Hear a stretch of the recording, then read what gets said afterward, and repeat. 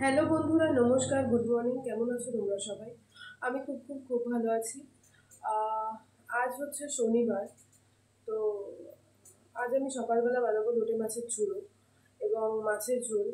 তো জেনারেলি মাছের ঝোলটা তো সবাইকে দেখিয়েছি কিভাবে বানাই।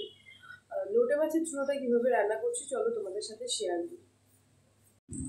এখানে একটা কড়াই নিয়ে নিয়েছি, কড়াইতে বেশ খানিকটা তেল গরম হতে দিয়ে দিয়েছি। এর মধ্যে কেটে রাখা 2 কুচি টমেটো এবং তাতে একটু লবণ দিয়ে দিয়েছি। তারপরে দিয়ে দিলাম আদা রসুন পেঁয়াজ বাটা এবং একটুখানি কাশ্মীরি লঙ্কার গুঁড়ো।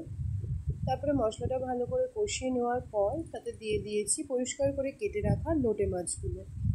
এরপর আর বিশেষ কিছু নয়, পালা শুধু সুন্দর করে খুন্তি দিয়ে ঘুটে ঘাটে এটাকে শুকনো করে নামিয়ে নেওয়ার।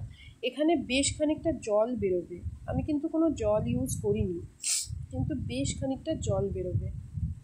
তো লোটে মাছটা এখানে যখন জল বেরিয়ে যাবে না, তখন এটাকে শুকিয়ে নিতে হবে।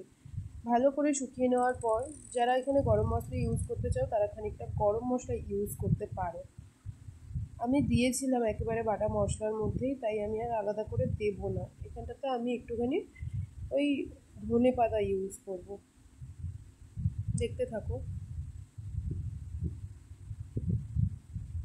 এখানে আমি বেশ খানিকটা পরিমাণ ধনেপাতা নিয়ে নিয়েছিলাম এবং ওটাকেও সুন্দর করে এর সাথে মিক্সড করে দিয়েছিলাম নেড়ে চেড়ে।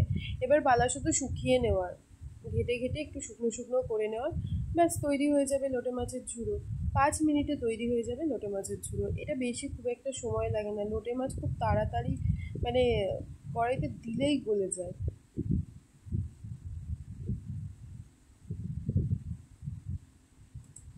এই সেম রান্নাটাই আমি আর একটা বান্ধবীর বাড়ি দেখেছিলাম, ওরা আলু আর বেগুন দিয়ে রান্না করে।